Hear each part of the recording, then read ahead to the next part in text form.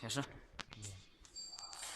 首先把螺杆装到机筒里，然后你等一会儿，我放着呢。然后我们调整一下，把螺杆调到最大间隙，就是2个螺杆要错位。然后如果不是的话，可以再转1根螺杆，调整。感到是最大间隙的时候，把螺杆推进去。慢点，关键是慢点。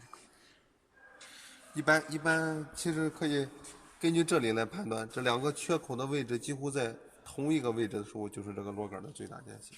现在就应该是最大间隙。缺口哪缺口？缺口，头，缺口啊，缺口在同一个位置的时候，就是它的最大间隙的位置。然后把螺杆往里面推进，里面是花键的，先转动1根螺杆，左右晃动。如果推不进去，就转另1根螺杆，左右晃动。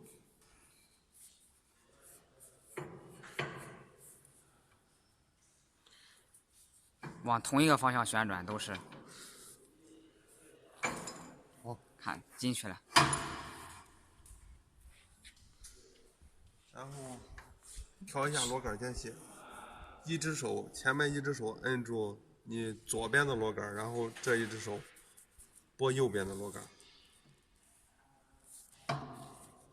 感觉一下间隙，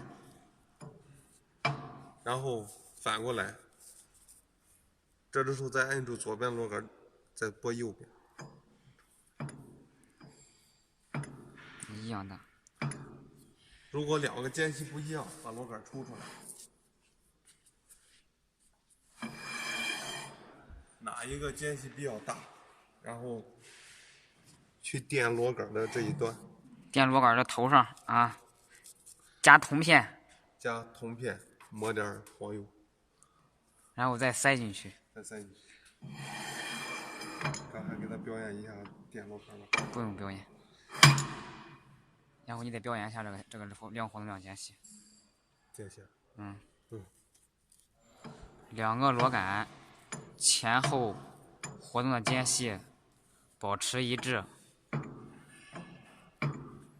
就可以了。然后锁紧螺母，就是正常了。好嘞，张小兴。